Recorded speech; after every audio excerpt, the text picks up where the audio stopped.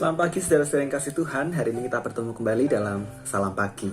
Saudara-saudara yang kasih Tuhan, di bulan misi ini secara sinodal kita diingatkan kembali bahwa kehadiran seorang Kristen adalah untuk menjadi tangan kanan Allah dalam mengerjakan atau meneruskan misi ilahi bagi dunia.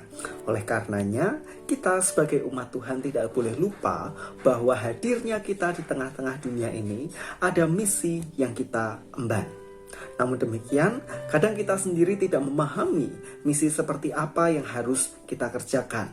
Apakah misi itu seperti para misionaris yang mengabarkan Injil ke pelosok-pelosok atau kemanapun Tuhan mengutusnya?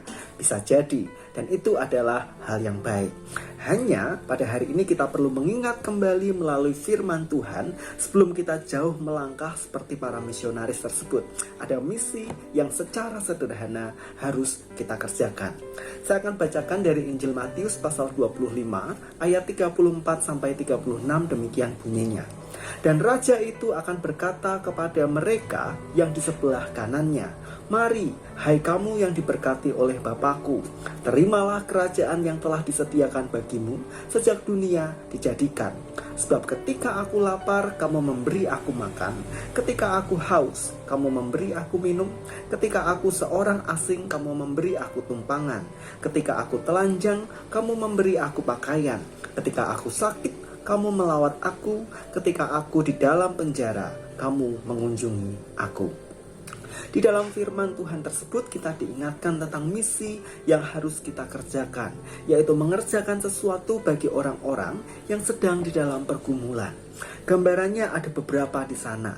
Ada orang yang memerlukan makan dan minum, pakaian, bahkan perlu dikunjungi karena sakit, atau orang terasing, bahkan mereka yang ada di dalam penjara.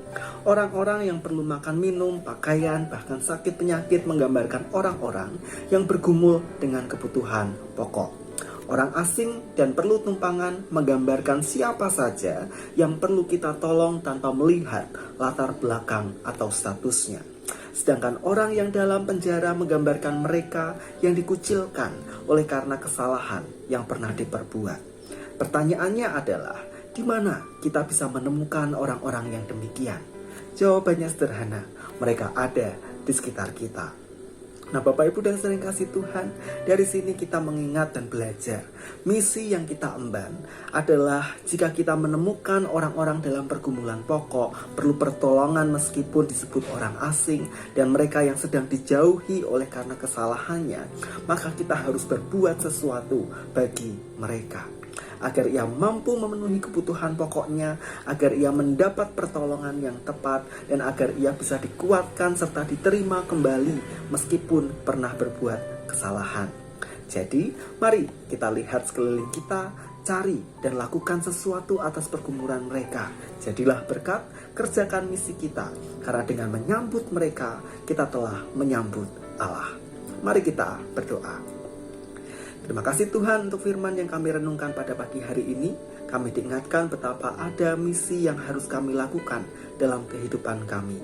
Tolonglah kami sehingga kami boleh mengerjakan firman Tuhan dan mengerjakan misi atau panggilan kami dalam kehidupan sehari-hari. Kami mohon kiranya Tuhan menyertai dan memberkati kami ketika kami beraktivitas sepanjang hari ini. Di dalam nama Tuhan Yesus kami berdoa dan mengucap syukur. Amin. Selamat mengerjakan misi Tuhan.